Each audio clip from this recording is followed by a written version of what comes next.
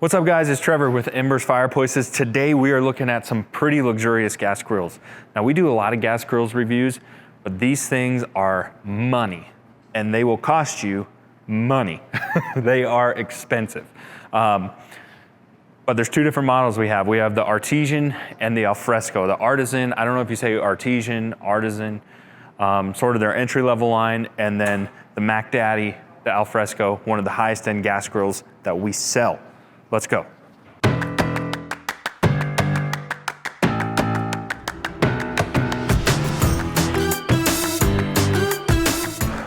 So if you guys watch all my other videos, you probably know this, but the super luxurious gas grill lines, they usually always sell a counter line to capture more of the market share, because even though these grills are awesome, the Alfresco grill, it's one of the best grills made, in my opinion. When you're in the $4,000, $5,000, $6,000 price range with gas grills, you obviously are eliminating a lot of the market share. So you're not available to a lot of customers. And so what they do is they make a more affordable product to sort of gain more market share. And this is not uncommon with the American brands. So Alfresco does it. So we have the Alfresco, the Artisan, we have the Lynx and the Sedona, or Viking Sedona. We have the Fire Magic in the AOG line. So they all have an affordable line, but a lot of customers ask, what's the difference between the more affordable one and the more expensive one? So we're gonna break down both grills, go over both of them. This is actually a cook model, so we're actually gonna cook on it, which is really exciting because you guys always give me a hard time that I don't cook on these grills. The reason I don't is we're cycling in so many grills for videos. If I cooked on every one, we'd have like 80 cook models here. Do we have room for that, Elijah? Absolutely not. No, Elijah's the one that has to move all these around. He would be very upset with me if we cooked on 80 different grills. But today we're cooking on this. I'm ranting too long. Last thing, make sure you subscribe. You have to subscribe. It helps out our channel a ton. And we got a customer in here, so we'll take a break. So let's go ahead and start with the more entry-level lineup. Now this is the Artisan model. We have both displayed as carts, but of course you can do these built-in for an outdoor kitchen or standalone cart models. The cart itself is fairly basic. This one we have set up on propane, so we have our propane slide-out drawer, and then we have a little storage shelf in there. Just nice, solid stainless steel. Like most carts, nothing really to write home about, but super, super solid. Okay, let's get to the grill itself. So, nice tall hood. This is a 32-inch, and you can see our handle spins here. This is something that's not a huge deal, but this nice attention to detail, it just helps, you know, especially if like you're older. That's a big deal for some of our older customers. Just really easy to open this with this handle that spins. And then also on that same line of thought, you can see the spring assisted hood here. Again, this is really helpful for older clients and younger clients. I mean, everyone likes a nice light hood to lift, right? Yeah. So a super nice lightweight hood. We do get a rotisserie kit standard here, and then we have our rear rotisserie burner, and then our warming rack here. What I like about the warming rack is they fold up out of the way. So when you're not using them, that's how it's gonna sit normally. And then you don't have to actually take it out of the grill and risk losing it. It's just gonna sit in there like that. And then we also have interior lighting. You can see that here. I'm gonna turn that on and off. And we have little blue lighting here on our knobs. Can't really see it, especially in the showroom. That's not really a big deal. Nice solid 304 stainless steel cooking grates. Very heavy duty there. Again, so far, you know, nothing that's like I'm overly excited about. We're gonna do another review on just all the American made brands, or the North American made brands. We gotta include Canada in there. And they're all, especially the entry level models, they're all very similar. They're awesome, awesome bulletproof machines, but they're all fairly straightforward, super nice. They don't do a ton for me, but pretty hard to go wrong with also. I don't know if that makes sense, but again, this is just a very straightforward bulletproof grill. Again, a lot of vertical space in here. I like all the vertical space in this. You can tell that When you have this vertical space, that's definitely gonna help with wind. We have our double lined insulated hood as well. That's just more for discoloration. We have our temperature gauge. It's a little baby. It's one of the smaller temperature gauges I've seen. So not that that's a big deal, but kind of small. All right, let's get in here a little bit. So we have our ceramic briquettes. If you've watched any of my videos, you know how I feel about these. Love-hate relationship with them. I love that they promote even heat and don't reduce hot spots on the grill. But you got to take care of these. I'll show you in the cook model over here. If you get too much gunk or buildup on this, it can create grease fires, and then you're going to have problems.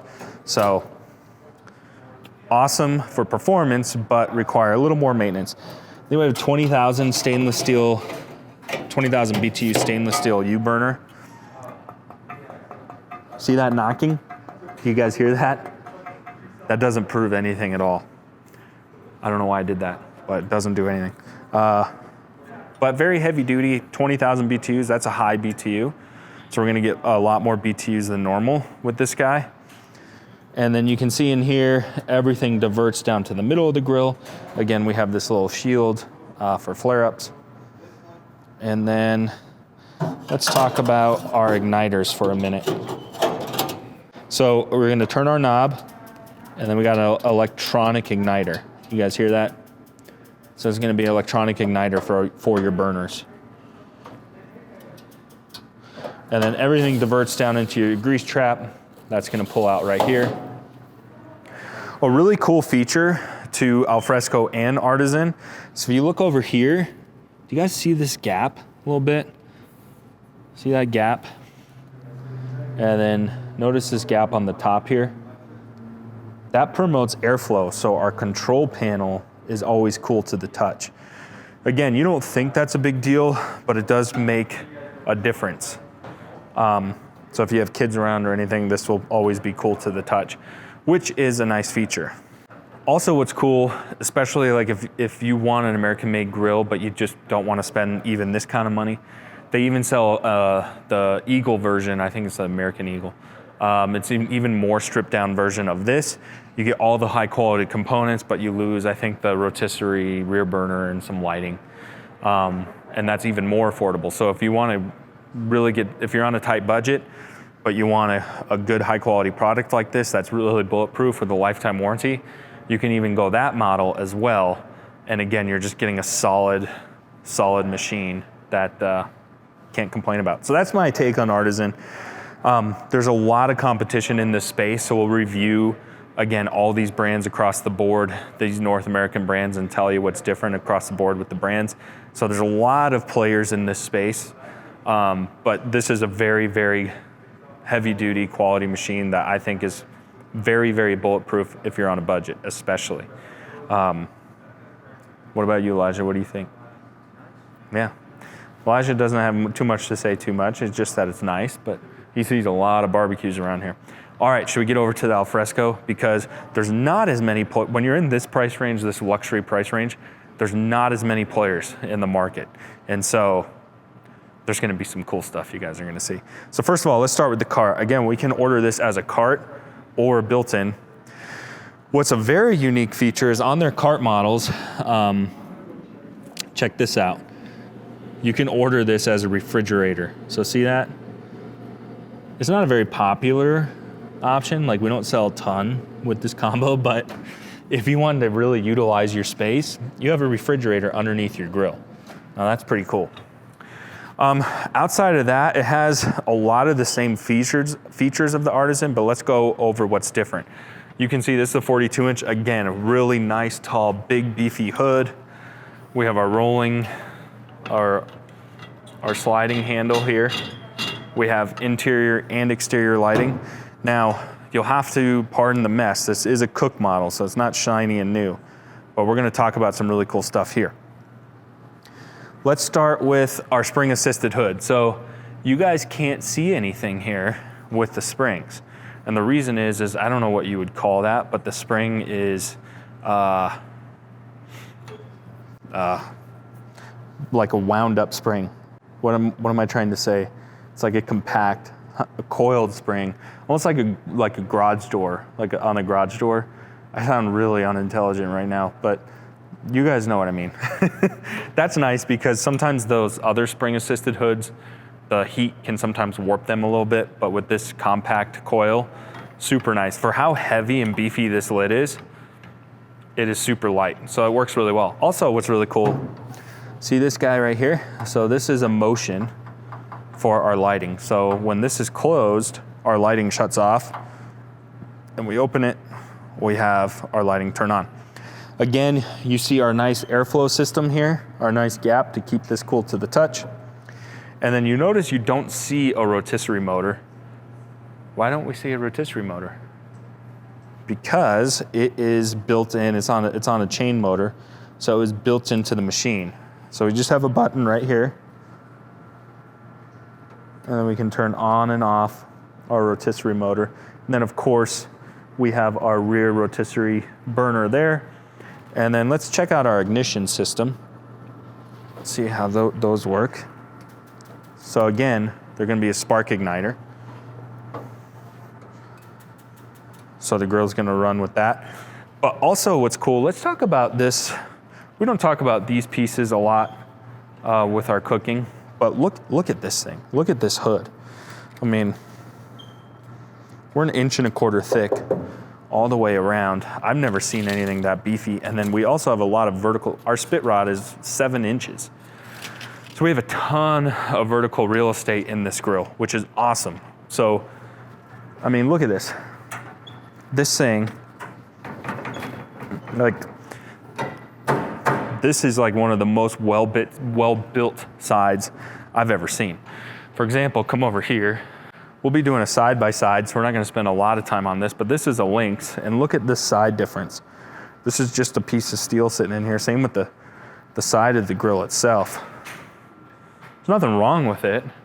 Like, I don't see a lot of issues with performance there, but you certainly can't beat this. I mean, look how robust that is. Also, our warming rack, same thing. It sits in place, but what else is really cool is we have different settings. Get a close-up of that. See those settings there?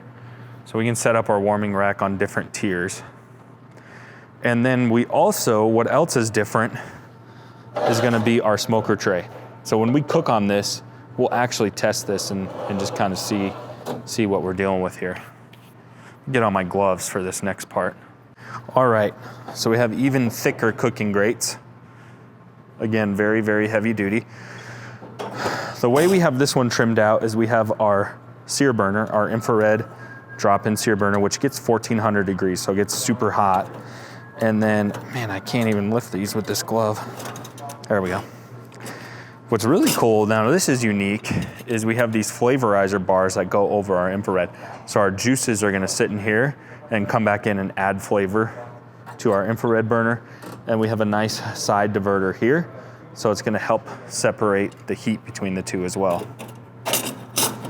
All right, now let's show you the burners. So this is what I'm talking about. See our ceramic briquettes?